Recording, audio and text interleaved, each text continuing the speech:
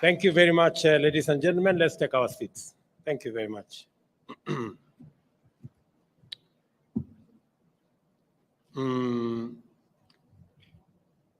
Your Excellency, our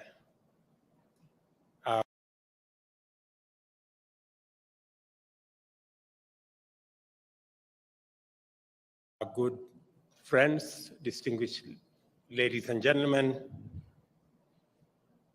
let me take this opportunity on behalf of the government and the people of Kenya to welcome all our guests from the US and from all other destinations that have joined us in this very, very important summit between the Kenya government and the American Chamber of Commerce, which I have been informed is a regional summit for East Africa. I am delighted to be here this afternoon for this summit, a unique event that showcases the vibrant, dynamic, and growing Kenya-United States partnership. The American Chamber of Commerce Regional Business Summit reinforces our relationship, which stands firmly on the sound foundation of shared values, including commitment to liberty, democracy, and free enterprise. As a matter of fact, just yesterday, we had a virtual meeting with US President Joe Biden and other world leaders at the Democracy Summit, where I underscored our commitment to constitutionalism and the rule of law and respect for institutions. This summit is important because the government of Kenya has embraced and is aggressively implementing the plan for the bottom-up economic transformation of Kenya. We committed to transform the economy by creating a business-friendly environment. Under our plan, we are building the blocks to create wealth. We are already creating jobs and attracting local and foreign investors. We identified 5 broad sectors in which we shall channel strategic investment to catalyze and maintain high rates of economic growth and performance.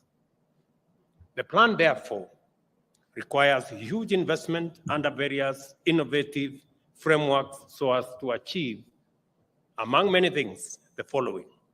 Number 1, to transform our agro-industrial productivity and to enhance our food security. Number 2,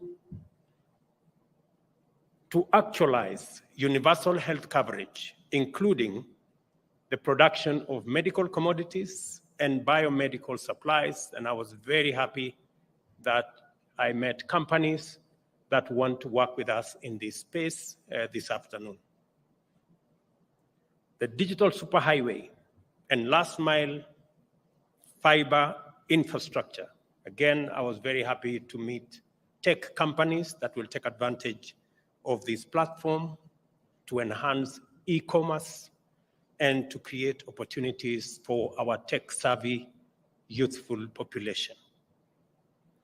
Of course, the micro, small, and medium-scale enterprises that form the base and the foundation, employing close to 80% of our population, is a critical cog of what we must achieve, while ensuring that we construct at least 200,000 housing units every year, both to create jobs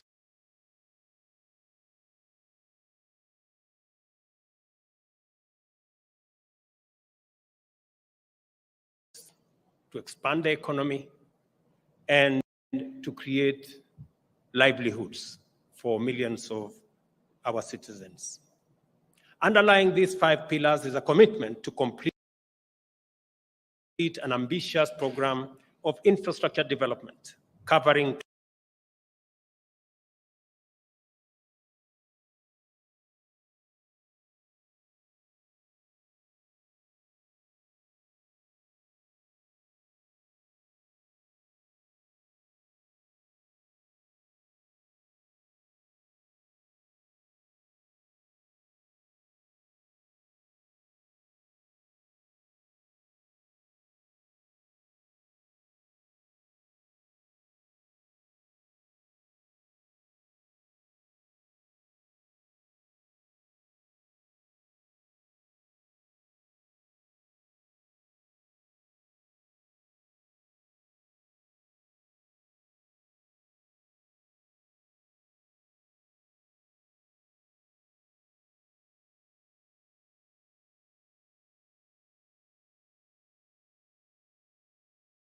transport and communication.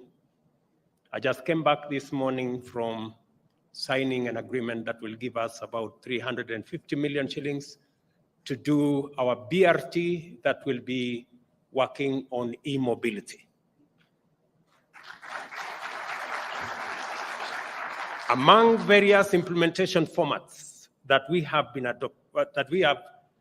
adopted, the public-private partnership model has emerged as particularly effective in aligning opportunities with appropriate incentives and in mobilizing necessary finances to achieve win-win outcomes under conditions where we have limited fiscal space, and therefore mobilizing the private sector to come with their expertise and resources so that together we can supply public good is an intervention that we cherish, and I am very confident that this summit has discussed, among other things, the opportunities available in our PPP framework.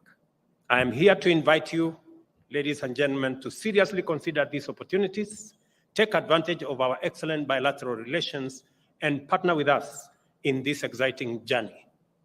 Several reasons which speak to the defining features of the means as well as the ends of this program and projects motivate this invitation. We are particularly interested in ecologically responsible approaches to development and the application of techniques and frameworks which enhance sustainability, strengthen resilience, and promote environmentally responsible productivity. I am confident that in this room, I am speaking to leaders of enterprises whose business propositions combine profitability with sustainability, innovation, and ecological responsibility. I further wish to elaborate on the context of the opportunities on offer in Kenya generally and in the context of our plan. We are, as has been said, the gateway to our region and our continent.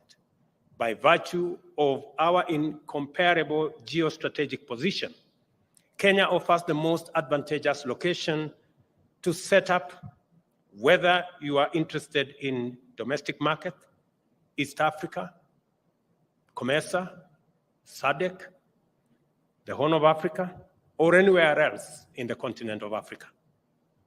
It is a fact that many global multinational firms, international organizations, and NGOs find Nairobi a rational and strategic choice for their headquarters and operational hubs. They are not wrong. Neither would you be. Kenya's advantageous location has been optimally complemented by a nation of well-educated, highly skilled, hospitable, and enterprising people.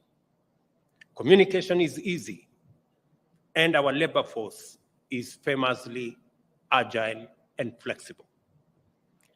Our Kenyan workforce has and remains probably the greatest strength that we have as a nation. In addition to this attractive package of compelling attributes, we have undertaken tremendous investments to develop transport, communication, and energy infrastructure. We are connected by a good network of ports, railways, roads, and airports spread all over the country. Kenya is also supported by a good energy mix that is 92% green and on the way to becoming 100% green by 2032. Wind and geothermal power generation potential is abundant, including hydro generation resources. As you can see, we are not just a gateway by virtue of geographical accident. We are intentional about refining and strengthening our strategic advantage because Kenya is open for business.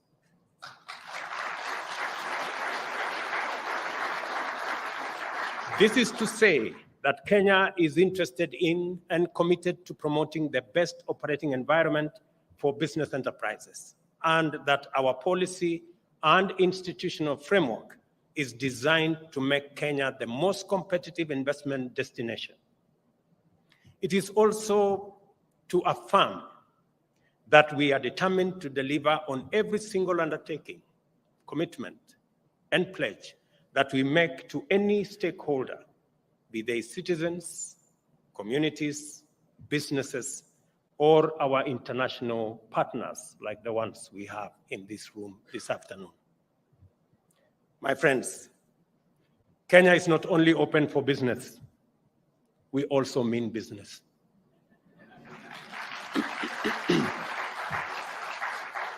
But there is more work to be done.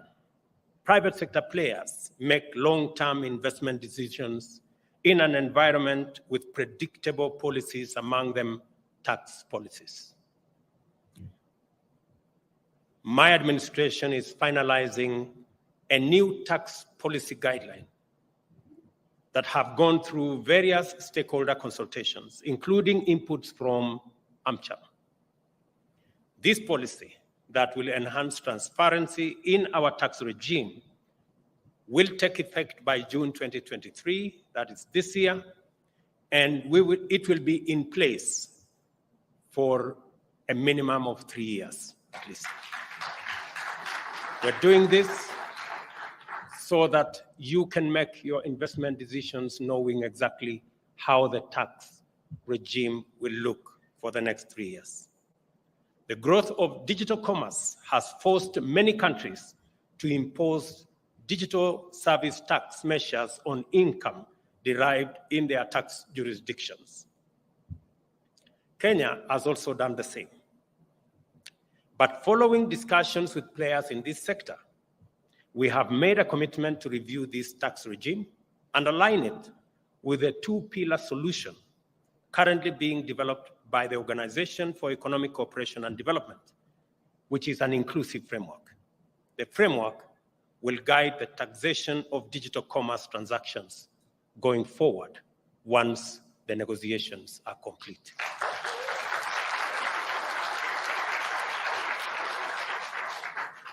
I know many people know what I'm talking about, and we have made this policy shift because we consulted and we listened, and we want to create a win-win partnership. One of the key challenges for business community has been the issue of tax, especially VAT on exported services. This tax not only renders us uncompetitive as a country, but it also inhibits investors seeking to make Kenya their regional or global services hub. Many companies are already operating out of Kenya and servicing regional markets. Following consultations again with stakeholders, VAT on exported services will be removed in the finance bill.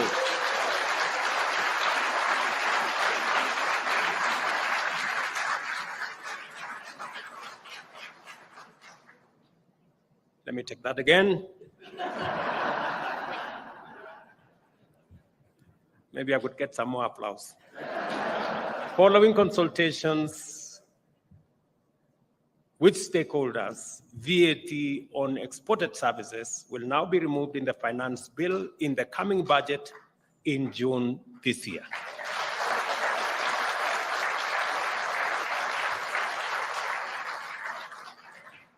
The issue of tax refunds has remained a thorn in the flesh for many companies. Not local companies alone, even foreign companies and many corporates that work with us. The government of Kenya is making again a policy shift on this matter.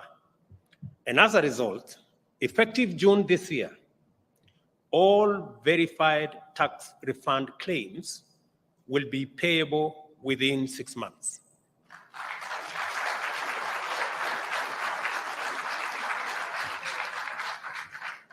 I know that has been said somehow before. But let me say this additionally.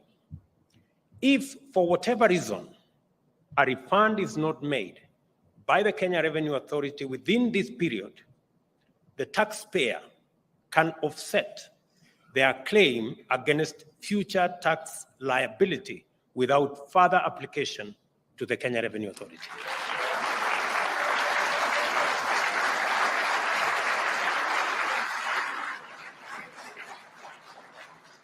The statement I am making is that if it is okay for you to pay your tax in time, it must be okay for you to get your tax refund in time.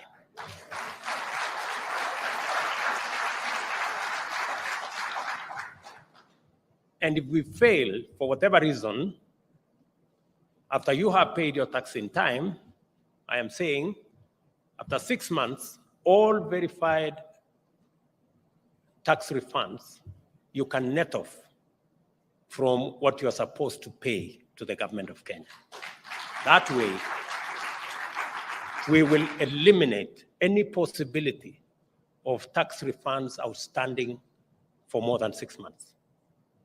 And I think that is, we have taken that policy position because I have had this challenge of tax refunds ever since I became part of government. The government of Kenya is keen to make Kenya the top innovation hub on the continent and attract new ideas, often executed by startup companies. However, I have received complaints that we impose what we call employee benefit tax on allocated shares to employees of startup companies, even before any value is realized on these shares. I'm proud to announce that the government of Kenya will exempt startup companies from paying taxes.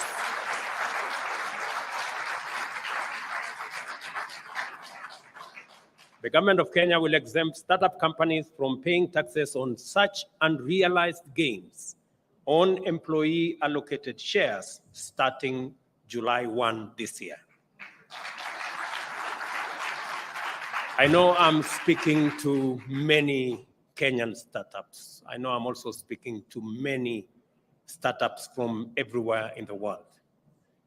It's only fair that we give these startups a chance to be by not imposing unnecessary restrictions, especially when initially they are not able to pay as much for their employees.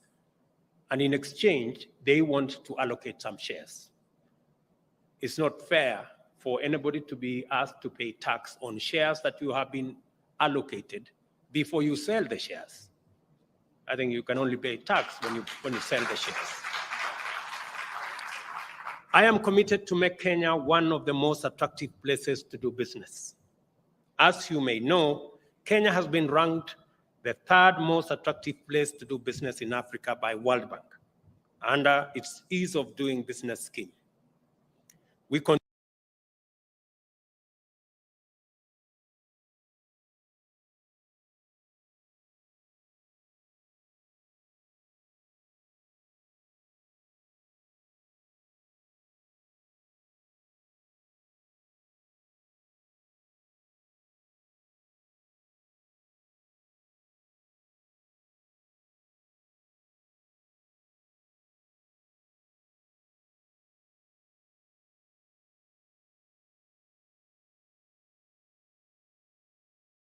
continue to build on this success story.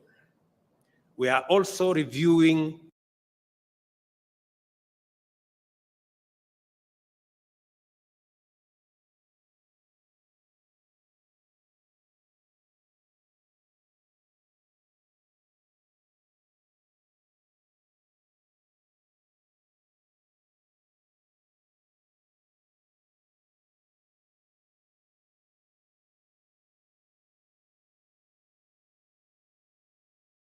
our special economic zones and export processing zones laws to remove impediments to attracting new local and foreign investments. The raft of amendments are under stakeholder consultations, and Moses Kuria will bear me witness, and we intend to have a new set of incentives by July 1 this year.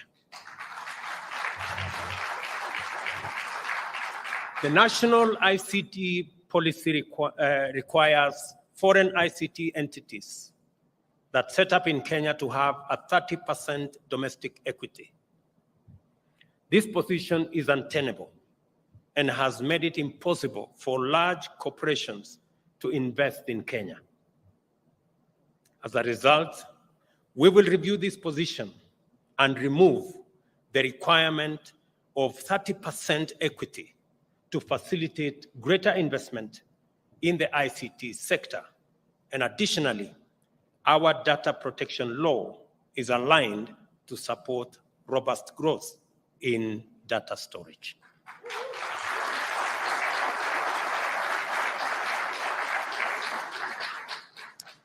I am sure that AWS have something to report. In fact, I was persuaded by a good gentleman from Amazon Web Services that it was impossible for Amazon to cede 30% equity to any entity they didn't have a business relationship with. And as a result, they were holding their investment in our country. I hope Amazon, now that I have kept my part of the bargain,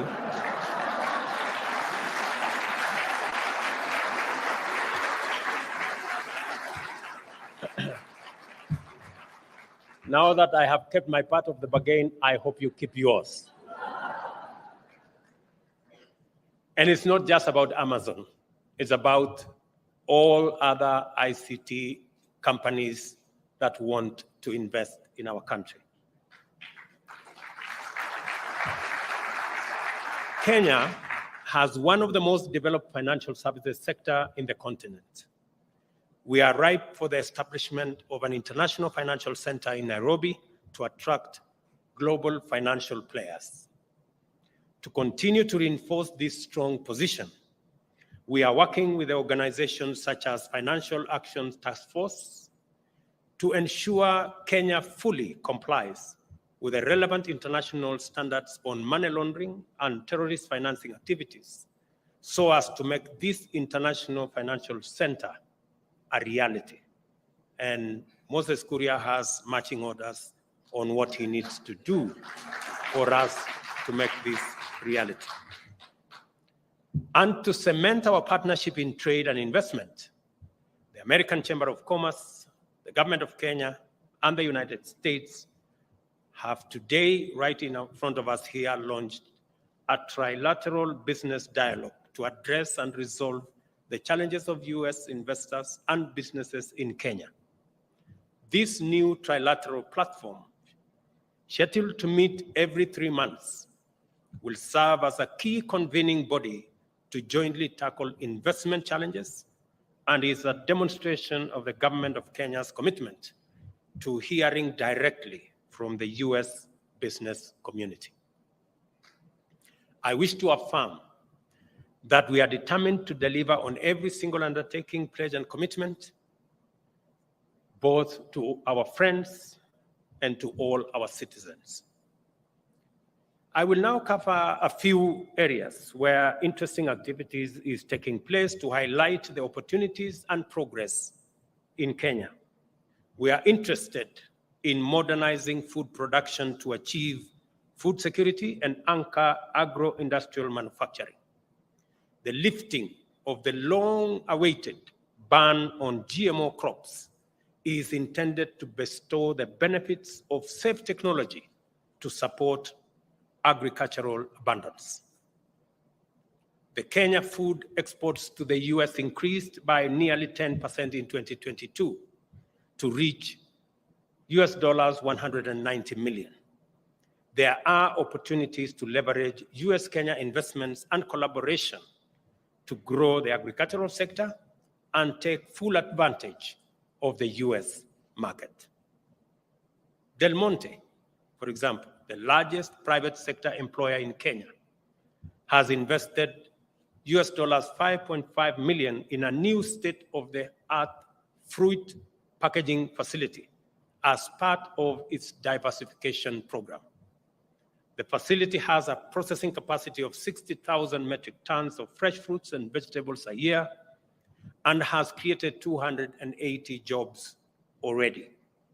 Del Monte's plan is to source pineapples, avocados, mangoes, French beans from local growers in Murang'a, Kiambu, Machakos, and other counties, engaging about 2,000 farmers. I am delighted to share that Kentegra, that was already mentioned by Moses, a US-Kenya company at the forefront of restoring our country's position as the leading producer of organic pyrethrum insecticides, is building a new pyrethrum refinery in Nakuru.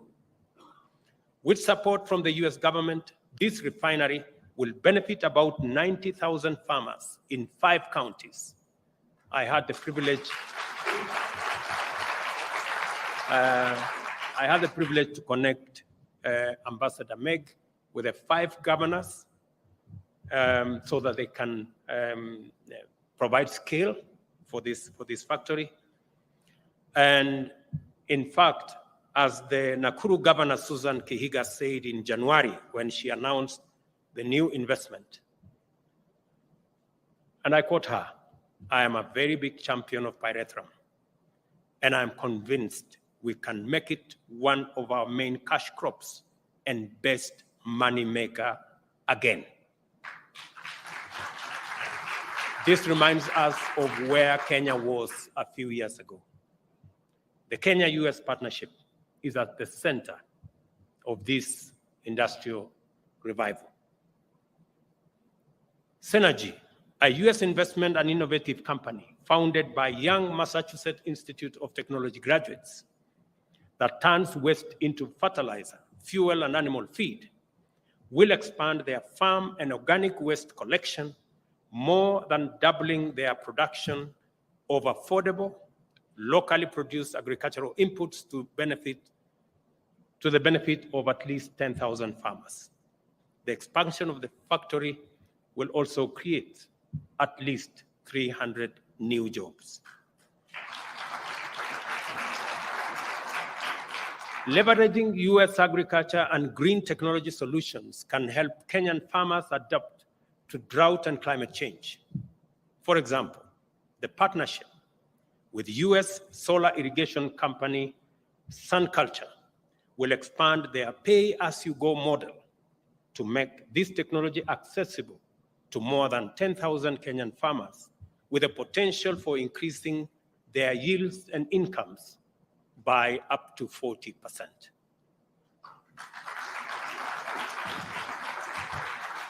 Hello Tractor, a company the First Lady of the United States, Dr. Jill Biden, visited when she was in Kenya last month, is an ag-tech company that connects tractor owners and smallholder farmers through its tractor sharing application. With John Deere, they are scaling up operations throughout Kenya, combining Hello Tractor's ability to unlock the last mile of digital agriculture with John Deere's sector know-how and investment creates significant opportunities to add additional services to smallholder farmers, such as climate-smart agriculture, operator training, and agronomist services. iProcure, the largest agricultural supply chain platform in rural Africa, will scale up its distribution model to reach an additional 1 million smallholder farmers in Kenya with affordable agricultural inputs. I was amazed when I came across this great investment in Western Kenya and what they are doing. I am also excited about the US company Victory Farms. People may not know that Kenya is home to the fastest growing aquaculture company in sub-Saharan Africa. Victory Farms is producing high quality tilapia, empowering communities and also creating employment. New investments secured into Victory Farms will see them quadruple their production, creating thousands of jobs for women entrepreneurs while supplying affordable, safe, and high-quality fish protein to millions of Kenyan consumers.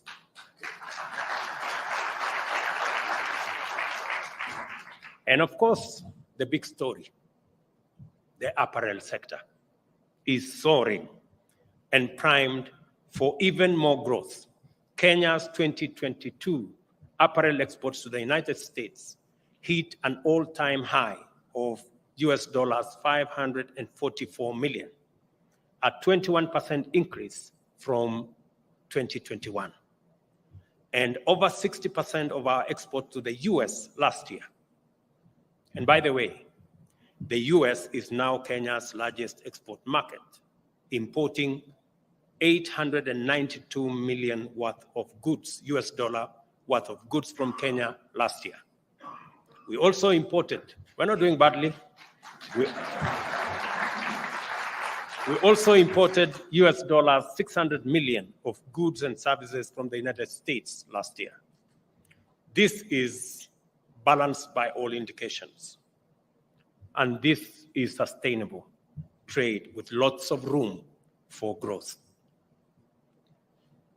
Iconic US brands are sourcing in Kenya, including Calvin Klein, Levi, Lee, and Wrangler. Specifically Wrangler, because I have 2-3 shirts in my wardrobe. In recent years, new factories like MAS and Hella have entered the market, creating more than 12,000 jobs in the past 2 years. Since I came into office, new partnerships have been launched with a number of leading manufacturing companies, including the aforementioned MAS and Mega, Coastal Apparels, UAL, that will create an additional 20,000 jobs and increase exports by an additional US dollars 200 million in the next 2 years.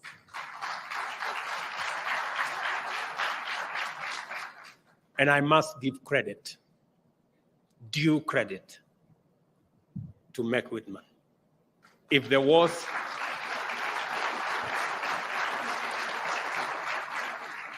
a possibility for one ambassador to represent 2 countries, Meg Whitman would be one of them.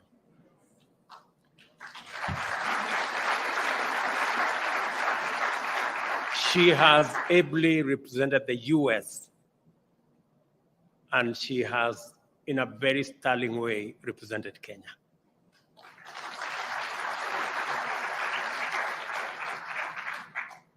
We are also working with best cooperation on a new apparel manufacturing facility in Kenya to be launched mid this year, with plans to hire another 2,400 new employees. Kohinoor Elastics, the first elastic manufacturing investment in Kenya in a long time, will be launched this year. Additionally, US company NextGen will build a state-of-the-art apparel label and packaging facility that has already broken ground and will be operational by September.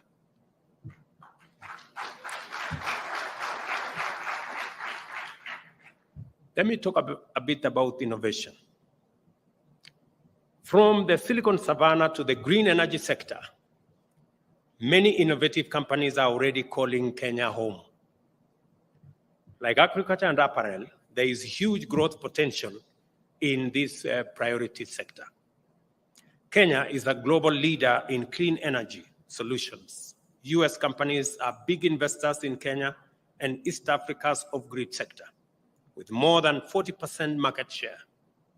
These companies are providing millions of people with access to life-changing benefits of power in rural Kenya.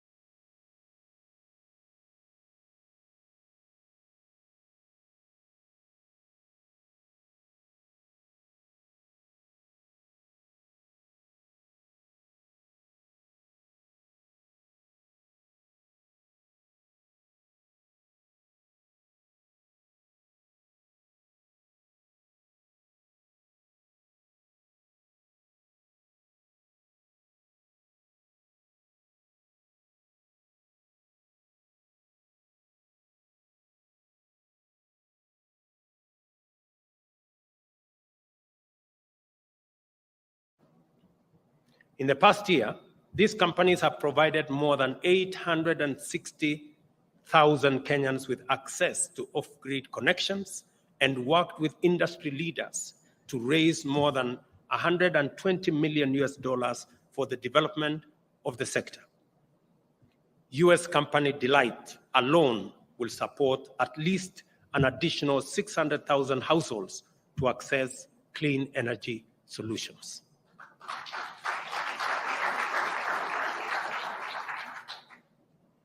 Milele Energy, a US company, has just concluded a deal to acquire part of the Turkana wind power project, one of the largest in Africa and producer of over 20% of Kenya's electricity in 2022. This is together with plans for expansion. Sympion Power, another American company, is closing in on a deal to develop a geothermal plant in our Rift Valley. I am also delighted that plans are moving forward for Kipeto 3 right here in Ngong, a new 50-megawatt grid-connected wind power plant with an integrated battery storage component for the first time.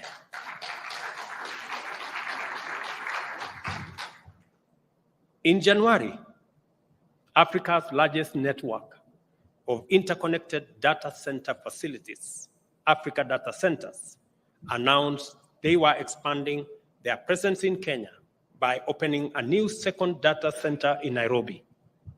The data center and several more we are expecting in the coming months will further serve as the backbone of our Silicon Savannah future, providing secure digital infrastructure and open, interoperable, and reliable internet. In fact, at our leading private-owned special economic zone, Tatu City in Kiambu County, CCI Global, the largest business processing outsourcing company in Kenya, is doubling its workforce from 4,000 to 8,000. I had a conversation with Tatu City, and we are finalizing some incentives for them so that we can bring additional outsourcing companies into our country, because we have the best workforce anywhere in the world, and we are very proud of it.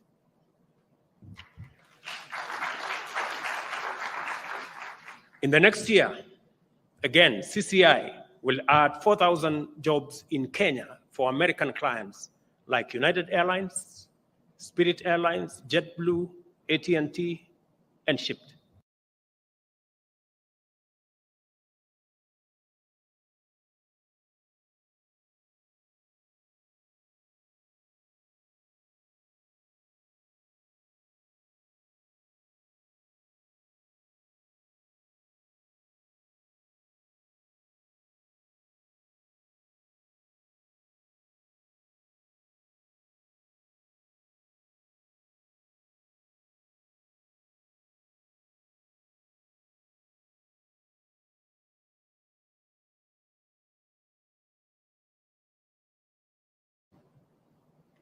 These are new jobs for young Kenyans, largely between 18 and 24 years, who are known by international brands for their highest level of customer service. Thanks to CCI and its American clients, Kenyan hospitality has gone global. On the Silicon Savannah, I know Kenya can further hone our technology ecosystem to attract business and become the premier destination on the continent for big tech companies and vibrant startups. Full stack software engineering, quality assurance, artificial intelligence, cybersecurity, e-commerce, fintech, agtech, sales and marketing, and finance jobs. And that is why we are rolling out an extra 100,000 kilometers of broadband connectivity to make it possible for these fintechs to work with us. And looking forward to Africa's future, Kenya is also the continental leader in e-mobility and 2- and 3-wheeler electric vehicle and buses. As I told you, we just came from Brussels to expand discussions around e-mobility and to make it possible for us to continue to lead the way in ensuring that we green not just our grid, but we also green our roads and rail. We are home to over 30 e-mobility companies, including industry leaders like Kiri, Rome, Basico, Akride, PowerHive, while attracting regional players like Ampersand, who expanded into the Kenyan market with US support, and US electric vehicle industry leader, Rivian, who has e-Safari vehicles operating in Kenya. I was lucky to be in one of them recently. These companies and many others are raising significant capital, transforming Kenya and transforming Africa's future. Finally, I want to highlight the medical and pharmaceutical sector, where I have a major announcement to make today. It is with pleasure that I announce a finalized deal between Moderna and the government of Kenya to build a $500 million mRNA vaccine facility in Nairobi.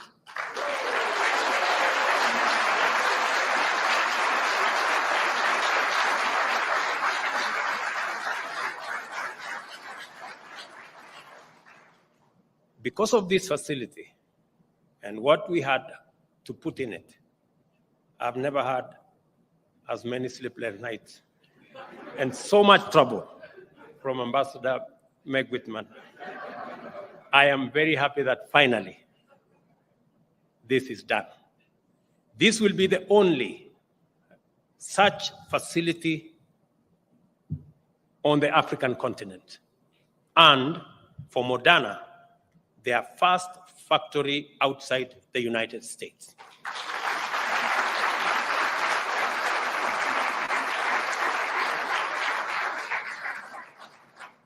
Moderna's close to $70 billion investment will be a catalyst for the medical and pharmaceutical industry, not just in Kenya, but in our continent. This is truly historic. This is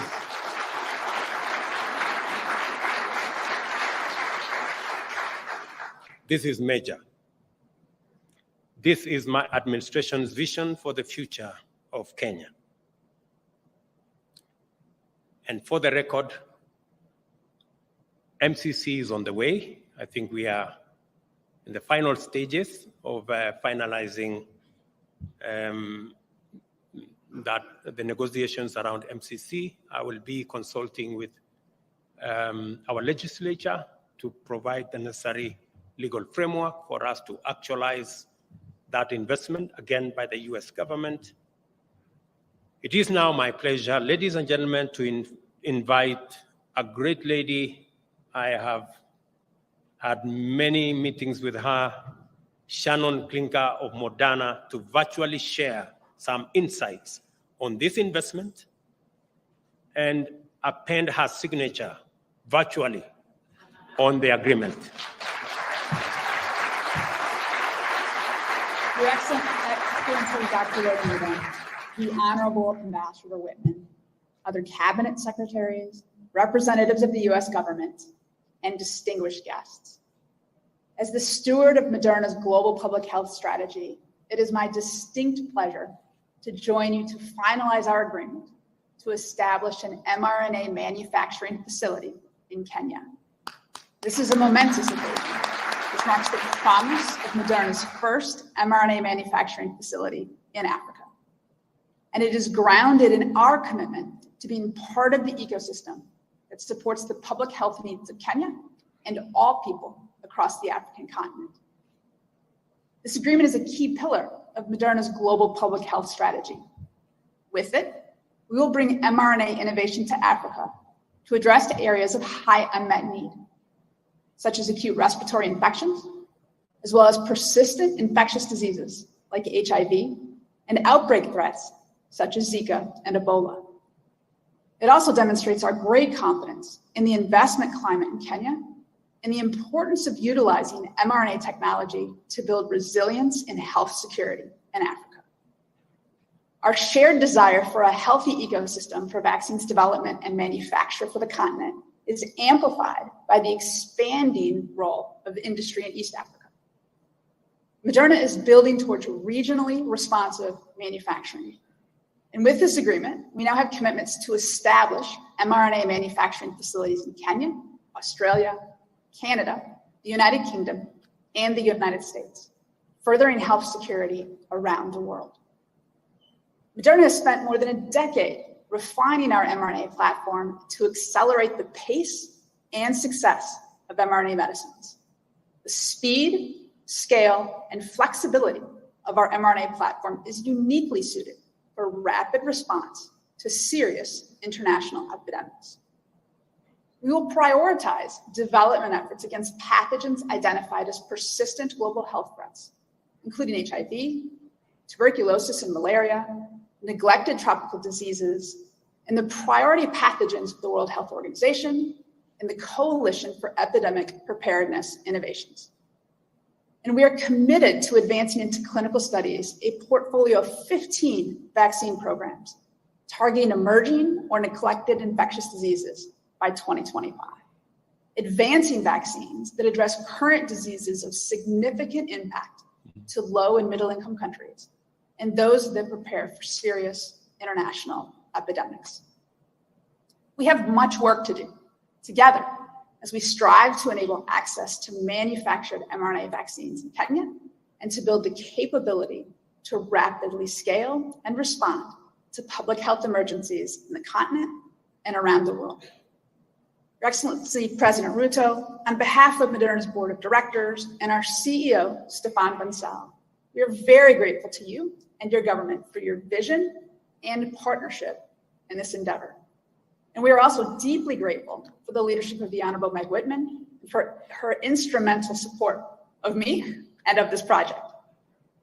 Partnerships like this one are essential to exploring the possibility of mRNA to tackle the world's greatest global public health threats.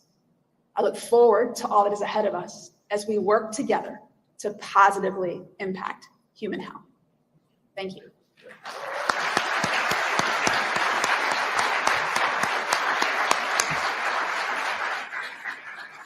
Let me invite Moses Kuria, Cabinet Secretary for Investment, and the Principal Secretary for Investment. Hang on, Shannon. You're not going anywhere yet. To join me here on stage, and Ambassador Meg Whitman, with a lot of humility, please.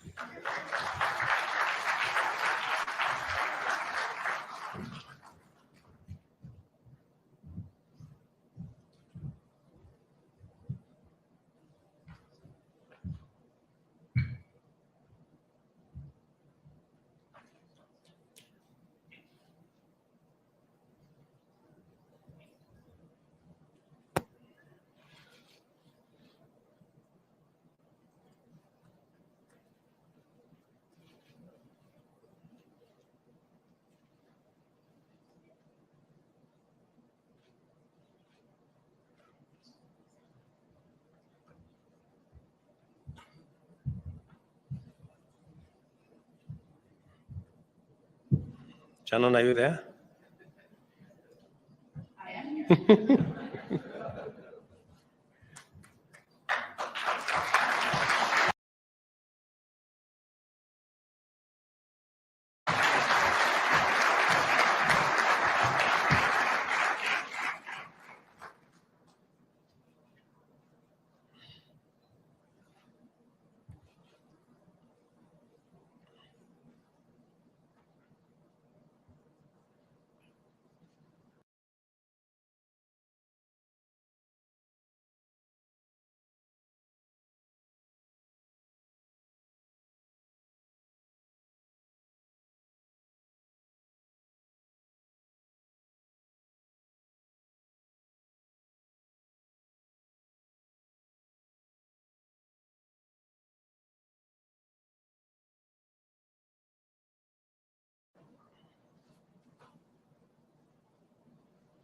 some tech expert need to tell us how a virtual signing ceremony is done.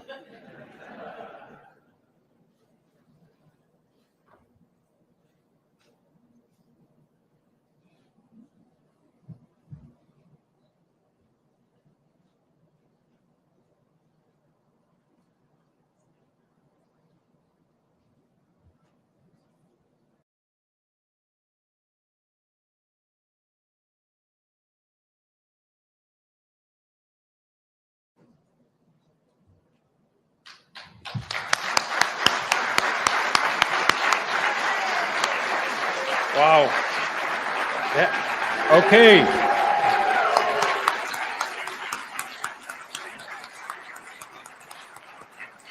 Thank you. Thank you. Thank you. That's how it looks. Thank you, Shannon. You've been exceptional. Thank you very much. Thank And you. as a lifelong hustler, I understand business.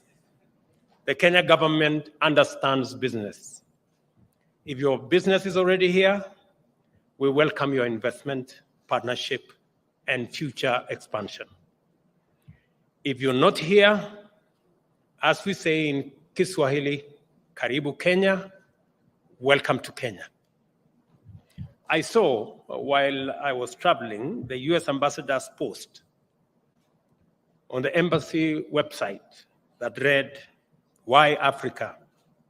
Why Kenya?" Meg, it is my hope that I have ably demonstrated in my address that Africa is the continent of opportunities and Kenya means business. Thank you very much.